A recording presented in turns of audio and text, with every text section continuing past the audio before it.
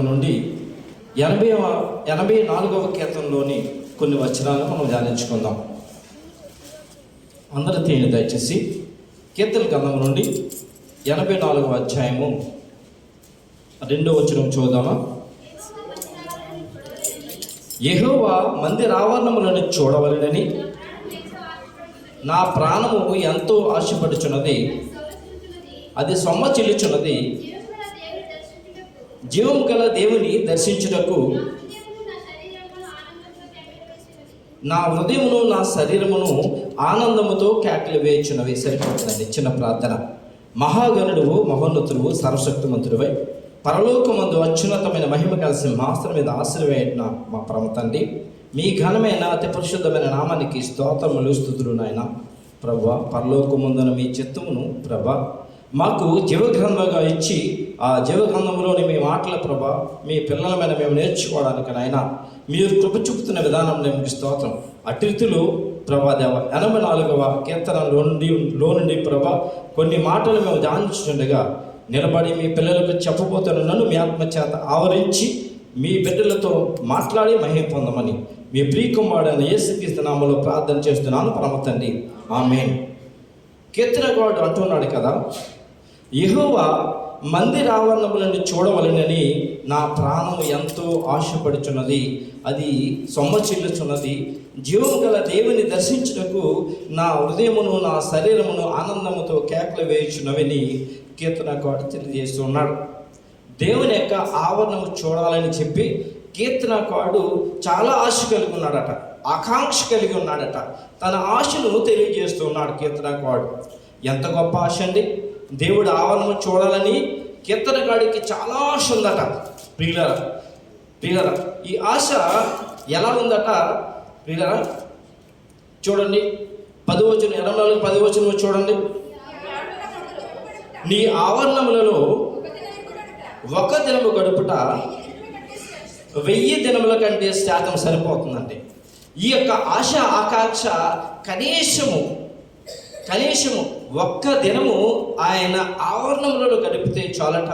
1000 దినముల కంటే శ్రేష్టమట ప్రియులరా. శ్రేష్టం అంటే ప్రియులరా విలువైనది. శ్రేష్టం అంటే విలువైనది అని అర్థం. అప్పుడప్పుడు పంట పొలాల్లో ఫలాల చెట్లను ఫలాల చెట్లను నుండి ఫలాలు కోసి కుప్పలుగా వేసినప్పుడు రైతు దాంట్లోంచి శ్రేష్టమైనవి మరి అంతగా శ్రేష్టం కానివి 2 రకాలను గొడ్లుగా వేస్తారు. శ్రేష్టమైనవి ఒకవైపు, కొద్దిగా సరిగా లేనివి ఒకవైపు గొడ్లుగా వేస్తారు. మరి శ్రేష్టమైన వాటిలోంచి ఇంకా శ్రేష్టమైన వాటిని తీసి అవి విదేశాలకు ఎక్స్పోర్ట్ చేస్తూ ఉంటారు. దాంట్లో ఏ మచ్చ ఏమీ ఉండదు, చాలా బాగుంటుంది. దాన్ని ఎక్కువ రేటుకి అమ్ముతారు. అంత శ్రేష్టం అంటే ఆ విధంగా ఉంటుంది. విలువైంది, శ్రేష్టమైంది అంటే ఈయన అంటున్నాడు కదా, ఈయన ఆశ ఆకాంక్ష తెలియజేస్తున్నాడు. ప్రభు యొక్క సన్నిధానంలో, ప్రభు యొక్క ఆవరణంలో, ఆయన ఆలయములోని ఆవరణంలో ఒక్క దినము గడిపితే 1000 దినముల కంటే విలువైందట, శ్రేష్టమైందట. 1000 దినముల కంటే శ్రేష్టమైందట. ఒక దినము గడిపినా చాలు. ఒక దినానికి ఎన్ని రోజులండి? ఎన్ని గంటలండి? 24 గంటలు. 24 గంటలు దేవుని సన్నిధిలో ఉంటే చాలు. 1000 దినములు ప్రభా నీ సన్నిధిలో ఉన్నట్లే అనే ఆకాంక్షతో, ఆశతో ఎదురు చూస్తున్నాడు ప్రియులరా. 1000 దినములు అనగా అవి నెలల్లో లెక్క పెట్టినట్లయితే ప్రియులరా, అది ఇంచుమించు 2 నెలల 7 రోజులు, 2 నెలల 7 రోజులు లెక్క అవుతుంది ప్రియులరా. 1000/366 ఇంటూ వాటి చూసినట్లయితే 2 నెలల 7 రోజులు పడుతుంది. అనగా ఒక 24 గంటలు 24 గంటలు దేవుని సన్నిధిలో ఉంటే అంత శ్రేష్టమట ప్రియులారా. ఇంత ఆకాంక్ష, ఆశ ఈయన ఎవరు? కీర్తనకారుడు ఆశతో, ఆకాంక్షతో ఎదురు చూస్తున్నాడు. దేవుని యొక్క మందిర ఆవరణలను చూడాలని ఎంతో ఆకాంక్షతో ఎదురు చూస్తూ ఉన్నాడు. ఆయన ఎదురు చూస్తూ అంటున్నాడు కదా, మొదటి వచనంలో చూడండి, 84 మొదటి వచనం అండి. సైన్యములకు అధిపతి యెహోవా, నీ నివాసములు ఎంత రమ్యములు. యెహోవా మందిర ఆవరణములు చూడవలనని నా ప్రాణము ఎంతో ఆశపడుతుంది. సరిపోతుందండి. సైన్యములకు అధిపతికి యెహోవా నీ నివాసములు ఎంత రమ్యములు. కీర్తన కూడా ఆశ చూడండి. దేవుని మందిరం యొక్క రమ్యము గురించి, ఆ గొప్పతనము గురించి ఆలోచిస్తూ ఉన్నాడు. లోకంలో చాలామంది లోకంలో ఉన్న గొప్పతనాన్ని గురించి ఆలోచిస్తుంటే, కీర్తనకారుడు దేవుని మందిరావరణ యొక్క సుందరముల గురించి, రమ్యముల గురించి ఆలోచన కలిగి ఉన్నాడు. దేవుణ్ణి ఎంత గొప్పగా ప్రేమిస్తున్నాడో ఈ కీర్తనకారుడు, ఎంత గొప్పగా ప్రేమిస్తున్నాడో ప్రియులారా. ప్రేమిస్తూ ఈయన ఆయన మందిర ఆవరణల కొరకు, ఆయన మందిరం కొరకు ఆసక్తితో ఉన్నాడట. ఆసక్తితో ఉండడమే కాకుండా ఈయన అంటున్నాడు, పిల్లరా, ఈయన అంటున్నాడు, నాకు ఉండవలసిన ఆశ లేక నాకు దొరకవలసిన భాగ్యము, నాకు దొరకవలసిన ధన్యత ప్రభువా నువ్వు ఆకాశ పక్షులకు ఇచ్చావే అని బాధపడుతూ ఉన్నాడు ఇతను. 84 చూడండి, 84 ఇదే 84వ అధ్యాయము 3వ వచనం చూడండి. సైన్యములకు అధిపతికి యెహోవా నా రాజా నా దేవా, నీ బలిపీఠమున వద్దనే పిచ్చుకులకు నివాసము దొరికెను, పిల్లలు పెట్టుటకు వానకోవలకు గూటు స్థలము దొరికెను. సరిపోతుందండి. ఏమండి, నీ బలిపీఠమున వద్దే పిచ్చుకులకు నివాసము దొరికెను, వానకోవలకు గూటి స్థలము దొరికెను అంటూ ఈయన అంటున్నాడు, నాకు రావాల్సిన ధన్యత ఆకాశ పక్షులకు ఇచ్చావుగా ప్రభా అని చెప్పి, ఇది కూడా ఆయన ఒకలాంటి మరి బాధను వ్యక్తం చేస్తూ ఉన్నాడు ఈయన. మరి ఆకాశ పక్షులు ఎలా ఇచ్చాడు? మత్తయి సువార్తలో, మత్తయి సువార్త 6వ అధ్యాయం 20వ వచనంలో ప్రభు ఆకాశ పక్షుల గురించి తెలియజేస్తున్నాడు. ఆకాశ పక్షులను చూడండి, అవి విత్తవు, కోయవు, కొట్లలో కూర్చుకొనవు, ఆయనను మీ పరలోకపు తండ్రి వాటిని పోషించుతున్నాడు. సరిపోతుందండి. పరలోకపు తండ్రి ఆకాశ పక్షులు మాత్రమే పోషిస్తున్నాడండి, మనందరిని పోషించట్లేదా? మరి ఆకాశ పక్షులకి దేవుడి స్థలంలో ఉండే భాగ్యం, ఎప్పుడైనా వెళ్ళగలే భాగ్యం ఉంది. మరి మనుషులకు ఉందండి ఎప్పుడైనా వెళ్ళగలే భాగ్యం?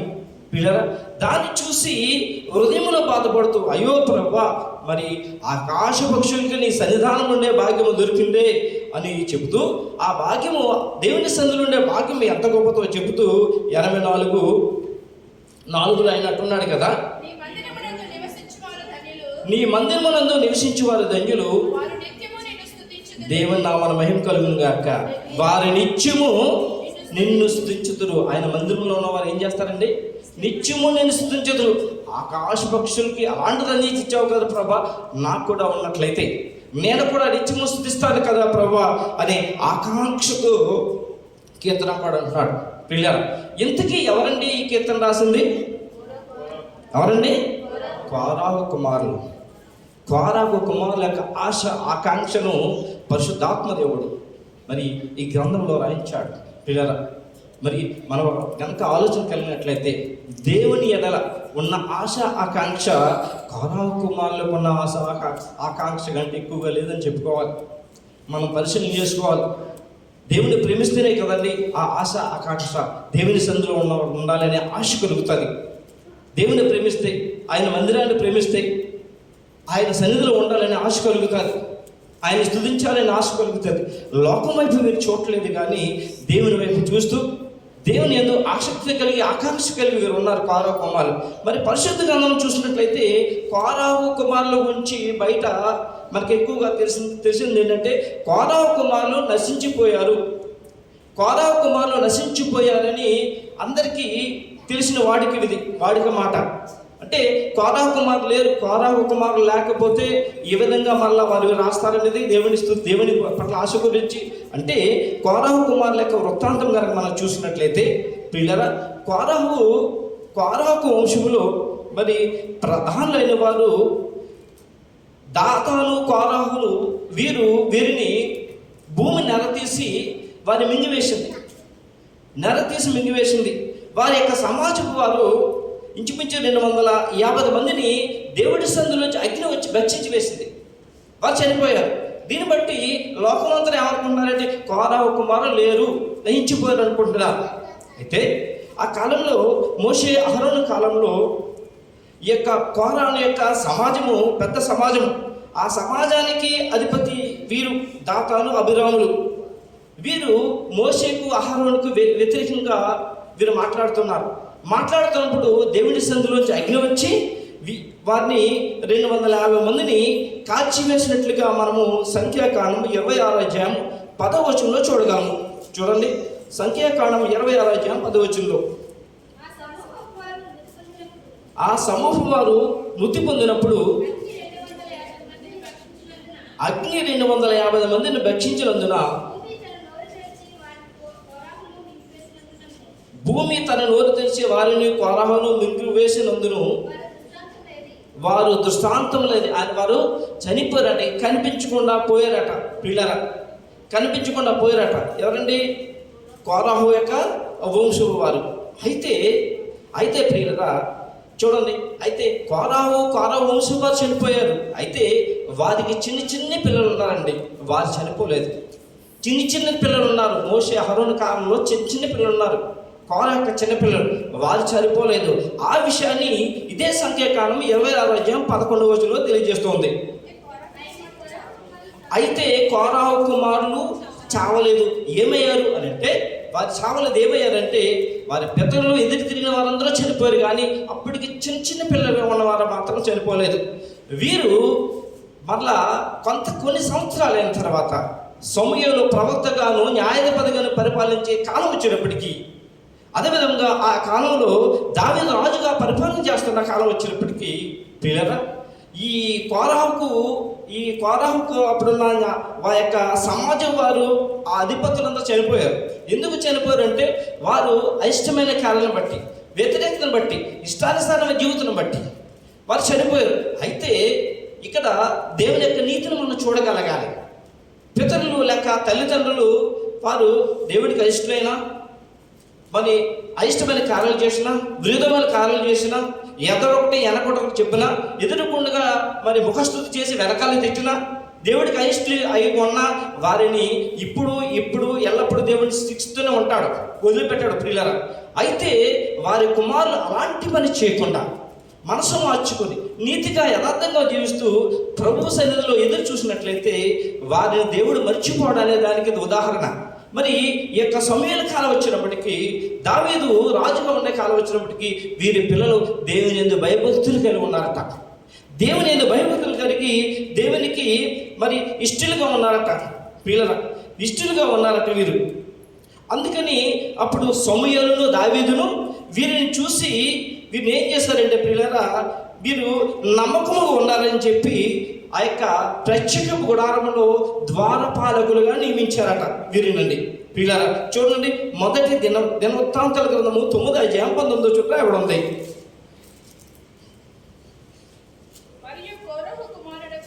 మరియు కోరహు కుమారుడగు ఎబ్యాసాపునకు పుట్టిన కోరే కుమారుడైన షల్లూమును వాటి పితరుని ఇంటి వారును వారి సహోదరులు కోరహీలును సేవా సంబంధమైన పని మీద గుడారములకు ద్వారపాలకులై ఉండిరి. వారి పితరులు యెహోవా పాలమునకు కావలి వారై ఉండి ప్రవేశ స్థలమును కాయచుండ్రి. దేవుని నామమున మహిమ కలుగును గాక. వీరు ఈ విధంగా దేవునికి ఇష్టలుగా ఉండటం చూసి సమూయేలును, ప్రవక్త అయిన సమూయేలును, దావీదును దేవుని యందు నమ్మకంగా ఉండటం చూసి ప్రత్యక్షపు గుడారం యొక్క కావలి కాసేవారుగా పెట్టారట. ఇదే దినవృత్తాంతాల గ్రంథము 9వ అధ్యాయం 22వ వచనంలో రాయబడింది. చూడండి, గుమ్మముల యొద్ద ద్వారపాలకులుగా ఏర్పడిన వీరందరూ 212. వీరు తమ గ్రామముల వరుసను తమ వంశాలలో చెప్పిన సరిచూడబడిరి. వీరు నమ్మదగిన వారిని దావీదును దీర్ఘదర్శియకు సమూయేలును వీరు నియమించి దేవుడికి స్తోత్రం చెప్తాం. వీరు నమ్మకముగా ఉండడం చూసి వీరిని ద్వారపాలకులుగా ద్వారం యొక్క గుమ్మముల యొక్క పాలకులుగా ఏర్పాటు చేశారట. వీరు 212 పిల్లరా. ఈ 212 ద్వారపాలకులుగా ఉంటూ ఉన్నప్పుడు ప్రియులారా, వీరు ప్రభు యొక్క సన్నిధానాన్ని వీరు రుచి చూచి ఆకాంక్షించి ఆ యొక్క ప్రభు యొక్క సన్నిధానాన్ని వీరు వీరు పొందుకుని వీరు ప్రభువునికి ఇష్టలుగా ఉండి ఆ ఆకాంక్షతో ఉండి ఆ యొక్క ద్వారం మీద ప్రత్యేక గుడారం యొక్క ద్వారం మీద కావలిగా ఉన్న రోజు జ్ఞాపకం చేసుకుని వీరు అంటున్నారు, మళ్ళా నాకు ఆ రోజు ఎక్కడికి వస్తుంది ప్రభా, ఎప్పుడు నాకు తీసుకొస్తావు ప్రభా, నీ మందిరాలను చూడవాలని నాకు ఆశ కలుగుతున్నది, ఆకాంక్ష కలుగుతున్నది, నా ప్రాణము సొమ్మచిల్లుచున్నది, జీవం గల దేవుని దర్శించుకు నా హృదయమును నా శరీరమును ఆనందముతో కేకలు వేయించున్నాం అని చెప్పి వీరు అంటూ ఉన్నారు. ఎందుకు వీరు అంటూ ఉన్నారంటే ప్రియులారా, ప్రత్యక్ష గుడారం యొక్క పద్ధతి మనకు అందరికీ తెలుసు. ప్రత్యక్ష గుడారం గురించి మనకు అందరికీ తెలుసు. ప్రత్యక్ష గుడారం చుట్టూ ప్రాకారం ఉంటుంది. మరి ప్రత్యక్ష గుడారం లోపలికి వెళ్ళడానికి ఒక ద్వారం ఉంటుంది. ద్వారం లోపలికి వెళ్ళగానే మొట్టమొదటిగా మరి ఇత్తడి బలిపీఠము, అదేవిధంగా ఇత్తడి గంగాలం ఉంటుంది. ఇత్తడి బలిపీఠం మీద బలులు అర్పిస్తూ ఉంటారు మరి ఇశ్రాయేలు జనాంగము. మరి యొక్క ఇత్తడి గంగాలము నీళ్లతో నింపబడి ఉంటుంది. దైవజనుడు యాజకుడు పరిశుద్ధ స్థలంలో ప్రవేశించే ముందు ఆ యొక్క ఇత్తడి గంగాలములో నీళ్లు కాళ్ళు కొడుక్కుని ఆ యొక్క పరిశుద్ధ స్థలంలోకి వెళ్తాడు. తర్వాత పరిశుద్ధ స్థలంలోకి యాజకుడు వెళ్తాడు. పరిశుద్ధ స్థలంలో దీప స్తంభం ఉంటుంది. అదేవిధంగా సువర్ణ దుపాత్తు ఉంటుంది, బంగారు బలం ఉంటుంది, బంగారు బలం మీద సన్నిధి రొట్టెలు ఉంటాయి. ఇవి పరిశుద్ధ స్థలంలో ఉండవలసిన సామాన్లు, యొక్క పరికరాలు. ఆ తర్వాత అతి పరిశుద్ధ స్థలంకి పరిశుద్ధ స్థలం మధ్య ఏంటండి పెద్ద అడ్డతెర ఉంటుంది. ఆ పరిశుద్ధ స్థలంలో అతి పరిశుద్ధ స్థలంలో మందసం ఉంటుంది. ఆ మందసము 2 భాగాలు కలిగి ఉంటుంది. ఆ మందసము కింది భాగంలో అనగా ఆ పెట్టి లోపల అహరోను చిగిరించిన కర్ర, బంగారపు మరి పాత్ర కలిగిన మన్నా కలిగిన పాత్ర, తర్వాత మరి 10 ఆజ్ఞలు కలిగిన పలకలు. ఇక 2వ భాగం పై భాగంలో బంగారము తాపడంతో చేయబడిన మరి 2 కెరూబులు ఉంటారు. ఆ 2 కెరూబులు తమ రెక్కలు చాచుకుని ఒకరికొకరు రెక్కలు చాచుకుని తలలు ఉంచుకుని ఆ యొక్క మందసము పైన వారి తలలు ఉంచుకుని ఉంటుండగా అది అతి పరిశుద్ధ స్థలము. పిల్లల అతి పరిశుద్ధ స్థలము.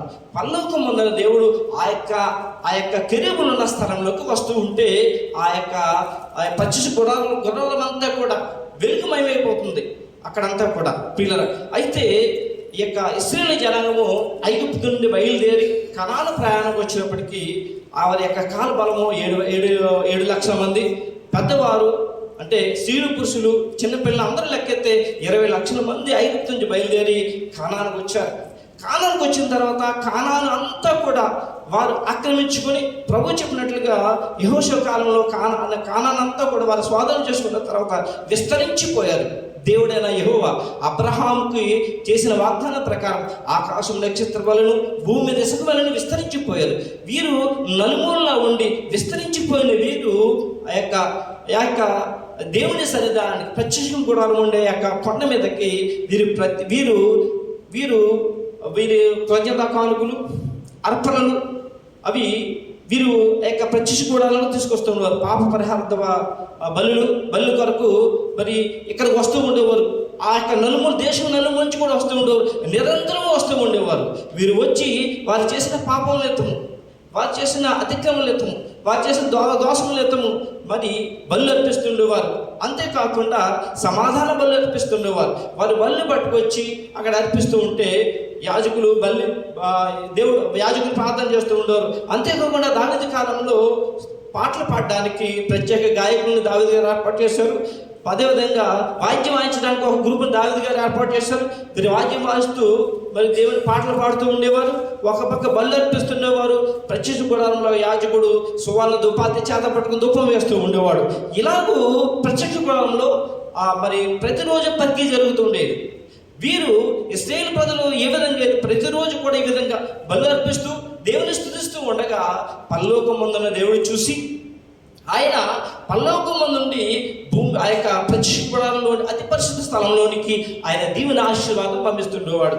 ఆయన దీవెన ఆశీర్వాదం ప్రత్యక్ష గుడారంలో అతి పరిశుద్ధ స్థలంలో ఆ యొక్క కెరూబుల మధ్య నుంచి ఆ యొక్క దీవెన ఆశీర్వాదం స్టార్ట్ అయ్యి అతి పరిశుద్ధ స్థలం నుండి పరిశుద్ధ స్థలం నుండి ప్రాకారానికి నిరంతరము దేవుని యొక్క దీవెన ఆశీర్వాదం ప్రవహిస్తూ ఉండేది.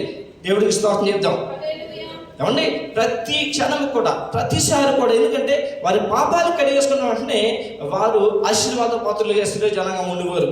ఇలాగూ ప్రతిరోజు ఈ ప్రక్రియ కొనసాగుతూ ఉండేది. వీటిని అన్నిటినీ ఎవరు చూస్తున్నారు అంటే ద్వారపాలకులు చూస్తున్నారు. దేవుని స్తుతించడం, మరి దేవుని మహిమపరచడం, బలులు అర్పించడం, దేవుని శ్రద్ధాభక్తులు కలిగి వారు కొలవడం, ఇవన్నీ చూసి వీరు కూడా ఆత్మలో వీరు దేవునికి సరెండర్ అయిపోయారు. ఎలాగంటే 24 గంటలు వారు 24 గంటలు దేవునికి సరెండర్ అయిపోయి దేవుని స్తుతిస్తూ ఉండేవారు ఈ ద్వారపాలకులుగా ఉన్న కోరాహ కుమారులు. మరి ఇశ్రాయేలు జనాంగం వచ్చి వారు బలు అర్పించి వెళ్ళిపోతుండేవారు. కానీ 21 రోజు వరకు వారు ఎవరైనా అర్పితే ఒక రోజు ఎవరు ఉంటారండి? పిల్లలు వారు అర్పించి వెళ్ళేవారు, మళ్ళీ ఇంకొకరు వస్తుండేవారు, అర్పించి వెళ్ళేవారు, మళ్ళీ ఇంకొకరు వస్తూ ఉండేవారు. ద్వారపాలకులు మాత్రం వీటన్నిటిని చూస్తూ ఉండేవారు. పిల్లల ఇలాగ వీరు చూస్తూ ఉండగా వీరు 212 మంది కాబట్టి ఈ 212 మందికి ఆ యొక్క ద్వారం దగ్గర వీరు ఒక నెలకి కనీసం రోజుకి 2 లెక్క పెట్టిన పిల్లల 212 డివైడెడ్ బై 2 × 1 అంటే ఇంచుమించు 3 నెలల 16 రోజులకు ఒకసారి వీరికి అవకాశం కలిగేది. 3 నెలల 16 రోజులకి వీరికి ఇద్దరికి అవకాశం కలిగేది. ఎక్కడ? దేవుని ప్రత్యక్ష గుడారంలో, ఏమండి, దేవుని ఆవరణములో ఉండే ధన్యత కలిగేది. అనగా మళ్ళా ఒక రోజు అయిపోయిన తర్వాత మళ్ళా 3 నెలల 16 రోజులు వారు ఎదురు చూడాలి. ఈ ఎదురు చూపు ఏదైతే ఉందో, ఈ యొక్క ఎడబాటు ఏదైతే ఉందో, దానిని వీరు తట్టుకోలేక మళ్ళా నా దేవుని సన్నిధిలో నేను ఎప్పుడు ఉండాలి, నా దేవుని యొక్క సన్నిధిని ఎప్పుడు నేను చవి చూడాలి, ఆయన ఎప్పుడు నేను స్మరించాలి, ఆయన ఆత్మని ఎప్పుడు నేను పొందుకోవాలని ఆకాంక్ష పొందుతూ ఉండేవారు. వీరు ఎదురు చూస్తూ ఉండేవారు. మరి చూసినట్లయితే ప్రియులారా, ఇది ఎప్పుడు జరుగుతుంది అంటే ఎవరైతే దేవుని అమితంగా ప్రేమిస్తారో అప్పుడే దేవుని చూడాలని ఆశ కలిగి ఉంటుంది. దేవుని సన్నిధిలో వీరు పొందిన ఆత్మను బట్టి వీరు ఆ ఆశ కలిగి మరలా ఆ దేవుని సన్నిధిని ఎప్పుడు వెళ్ళాలని చెప్పి ఆసక్తి కలుగుతూ ఉండేవారు వీరు. ప్రియులారా, మరి మనం చూసినట్లయితే యోహాను గారు తండ్రి గారు, అంటే జకరియా గారు, ఎలిజబెత్ భర్త జకరియా గారు, ఆ రోజుల్లో యాజకులు సహితము దేవుని సన్నిధిలో ధూపం వేయాలని చెప్పి ఆసక్తితో చూస్తుండేవారట.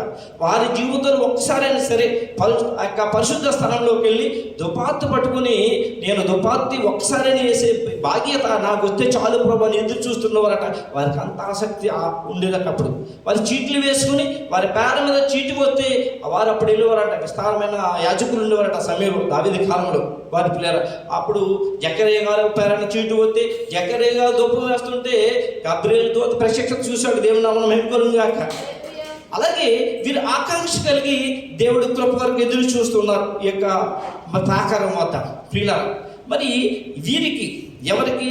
కోరహు కుమారులకు ఉన్న ఆసక్తి, కోరహు కుమారులకు ఉన్న ఆశ మరి ఎంతమందికి ఉందో చెప్పండి. చాలామంది దేవుని సన్నిధికి వచ్చేవారు ఆచారం ప్రకారం వస్తారు. వేణుబాబు గారు, శైలేష్ గారు, డేవిడ్ గారు మరి ఏమని అనుకుంటారని వస్తారు. పిల్లలు ఎక్కువ మంది చేసే పని అది. లేకపోతే దేవుని సన్నిధికి వెళ్ళనా లేదా, వెళ్ళొచ్చారా లేదా అనుకుని ఉద్దేశంలో వస్తారు. అలా కాదు. కోరహు కుమారుని జ్ఞాపకం చేసుకుంటే మనం పిల్లల దేవుని సన్నిధి వెళ్ళినప్పుడు దేవుని యొక్క సన్నిధిని మనం అనుభవించాలి. అందుకనే చాలామంది దేవుని సన్నిధిలో ఏం చేస్తారంటే విగ్రహాల్లో కూర్చుని ఉంటారు. అతను స్పీచ్ ఏదో అక్కడ బయట ఏదో స్పీచ్ చెప్తున్నప్పుడు వింటాం కదా, ఆ విన్నవలే వచ్చేవాళ్ళు కదా. దేవుడు చేతులు ఇచ్చాడు, దేవుడు స్తుతించడానికి. దేవుడి అవయవాలు ఇవ్వకపోతే, చేతులు ఇవ్వకపోతే నువ్వు స్తుతించగలుగుతావా? దేవుడు నోరు ఇచ్చాడు దేవుడికి పాటలు పాడడానికి. అలాగే కూర్చుని బిగిసిపోయి ఉంటుంటారు. అలా కాదు. కోరహు కుమారులు ఏ విధంగా అయితే ఆత్మచేత నింపబడుతున్నారు, దేవునికి ఆసక్తి కలిగి ఉంటారు, అలాగూ మనం కూడా స్తుతించాలి, మనం కూడా దేవుని మహిమపరచాలి, దేవుని యొక్క సన్నిధానం మనం అనుభవించాలి. దేవుడికి స్తోత్రం చెప్దాం. అయితే దేవుడు పరలోకమందున దేవుడు గొప్ప కార్యం చేస్తాడు. ఏంటో తెలుసండి? కోరహు కుమారులకు ఉన్న ఆ గొప్ప ధన్యత, ఆ యొక్క ధన్యత ఏదైతే ఉందో అది రాబోయే కాలంలో మనుషులందరికీ ఇవ్వాలని దేవుడు ప్రేమించి భూలోకమందున మనుషులందరికీ కూడా నేను అలాంటి గొప్ప ధన్యత ఇవ్వాలని చెప్పి పరలోకమందున దేవుడు ప్రభువైన యేసుక్రీస్తుని ఈ లోకంలోకి పంపించాడు. ఆయన దేవుడికి స్తోత్రం చెప్తాం. అలాగూ ప్రభువైన యేసుక్రీస్తుని ఈ లోకంలో పంపించి ఆ యేసుక్రీస్తు ప్రభువుని ఎవరైతే సొంత రక్షకుడిగా అంగీకరిస్తారో ఆయన ఆయనను సొంత రక్షకుడిగా అంగీకరించిన వారితో ఒక నిబంధన చేసుకున్నాడు దేవుడు. ఏమిటా నిబంధన అంటే నా శరీరము తిని ఆయన ఏమంటున్నాడో తెలుసా అండి?